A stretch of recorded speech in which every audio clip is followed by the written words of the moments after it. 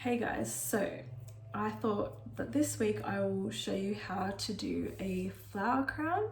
This is not a fully wired. Hey guys, so I thought that this week I will show you how to do a flower crown. This is not a fully wired flower crown. It is a cut and tape and go sort of flower crown using ingredients from my garden, except a couple of things which I bought. Yeah, let's get started. What you're gonna need to make this easy flower crown is a few things. You're gonna need some snips. You're gonna need some tape on standby just in case you need to wire anything, and then some wire, and you also want a base. I've used a wire base that I have taped and added this ribbon. You can use anything, you can use wire like I have, and then create 2 loops at the end to put your ribbon through, or you can use ribbon or anything really that you can wrap around your head. All I did was wrapped it around my head to get the measurement of my head. You can also just measure your head and then measure it out that way. You're also going to need a selection of flowers and foliage. The selection is up to you. There are definitely some flowers that are better suited to a flower crown. Things like sim carnations or even spray carnations, roses, lisianthus is one I like to use as well. You do have a lot of options for the flower crown, but there are some flowers, especially in summer, that are just no good. If you're making this for somebody, you don't want it to get to them all wilted. So in winter you can definitely get away with a lot more because it's cooler. So I have some Murraya foliage, Clivia bottle brush foliage, spray carnations, peppercorn berry and foliage. I have some grevillea, and last but not least I have some bottle brush and the little buds because it's so beautiful. I have a mixture of types of flowers. So you've got some natives and then you've got some, I guess, tropical flowers, and it really is up to you whether or not you want to mix, instead of sticking to all sort of natives with natives and tropical with tropical. It does sort of look better that way. It looks like it makes sense. But personally, if I like a flower and I want that flower in a flower crown, then I'm going to use it. So I have mixed things for this flower crown. I have them all prepped just for ease. I mean, this one I could chop down a bit more, but that's no problem. And they're in a sort of order. I am going to try and stick to a pattern. You can make something too big or too small and you just add things or take something out. Just look and assess the size of the flower crown. I'm going to start with the Murraya, the Clivia, then maybe add some of this bottle brush foliage, then the spray carnations, pepper tree, then the grevillea, maybe even add some of this foliage, and it's got even little tinier buds, but we'll see. Then I'm going to do Murraya again and then go onto the bottle brush flower. I'm going to take my ribbon out. This ribbon is about 60 centimeters long. You can do it longer or shorter. And I'm going to bend my wire out so it's straight, because I work better that way. And just so you guys can see, I'm going to move everything up and hopefully keep in the frame. Even though this is thin, you can make some really, really heavy, bulky flower crowns with this, so don't worry about that. So I like to get a nice ending on my flower crowns. So I'm going to put that leaf there, and I may even attach it in 2 places. And I am going to just pull so that it sticks and twist. Now you can make a very dainty flower crown. You can make a huge, monstrous flower crown, and it all depends on how close you put your pieces together, as well as how big your pieces are. Put down Clivia, and I do sort of like to overlap a little bit.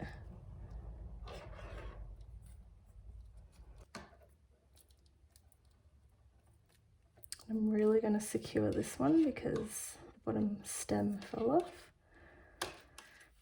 The good thing about wiring your flowers is they've got that extra stability, extra security.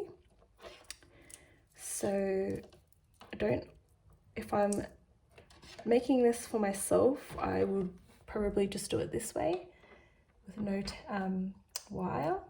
But if I was making it for somebody, even a customer, I would be more inclined to wire it just because it's safer. But if you've got a garden full of flowers, you just want to quickly whip something up, this is definitely the way to go because this is much quicker. Try to put the Clivia on top of the Murraya. I tried to put this next piece on the left hand side, and then I'm going to try and do right, left, right, that sort of vibe. And you can do single pieces and you can do clusters. Really depends on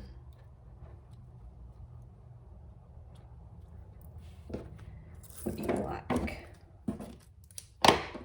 Try and get on top of the previous flower.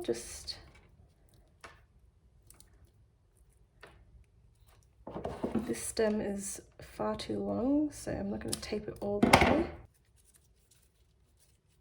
Don't be afraid to get rid of things that don't serve you. So this little piece here is sort of in the way.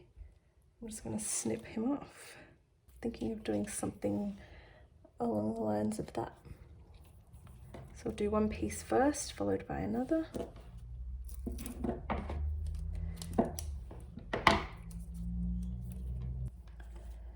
And my last piece in this pattern is going to be my bottle brush.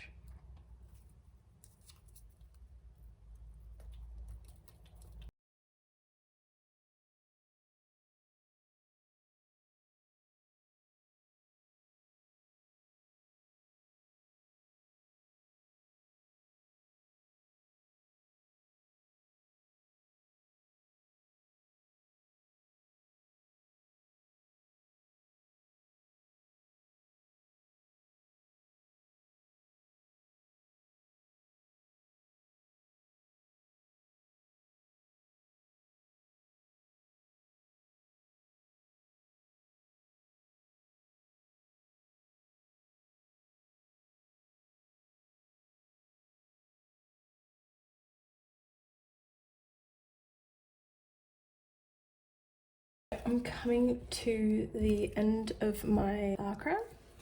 This is what it's looking like thus far.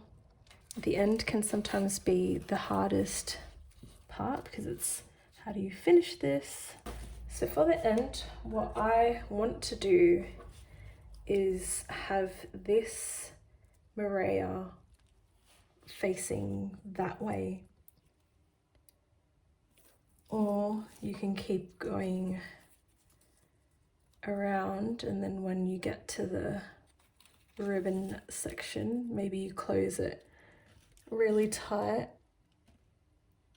and you won't be able to see the end really. But I think I'm going to try doing it that way.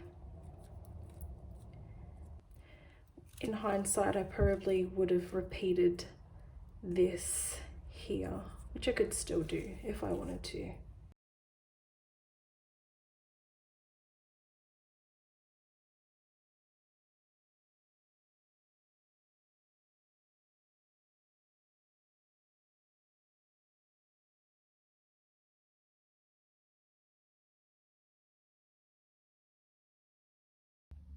So this is it completed. Just how I finished the end. I had to add several things to sort of hide the tape there.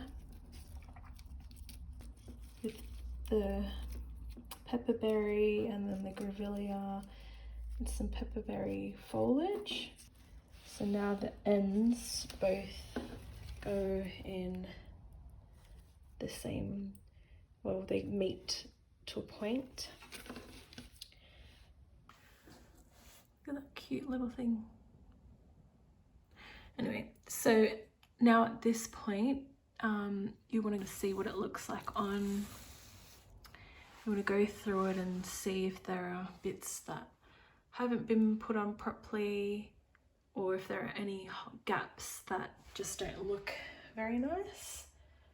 I'm gonna weave my ribbon through the loops. Good thing about the ribbon is you can tighten it and loosen it up as you wish. And then you go through and you bend all the bits till it's in a round shape. You can already see here I'm going to need to add something. Don't have to be too particular with it, but yeah, I'm going to add something here and then I'm going to put it on. This is it. It's all done. A little bit wild. If I had longer hair, I'd probably do a nice side plait. You can also have your hair out. My hair's really messy, so it's just in this ponytail, but yeah, I like how it's turned out. Giving me some tropical vibes, which is totally okay, but just eliminate the clivia and you've got something a little bit more subtle and nice. But anyway, I hope you enjoyed this, and if you use any of the tips or advice that I've given in this video, let me know, show me your work, and I'd love to see it.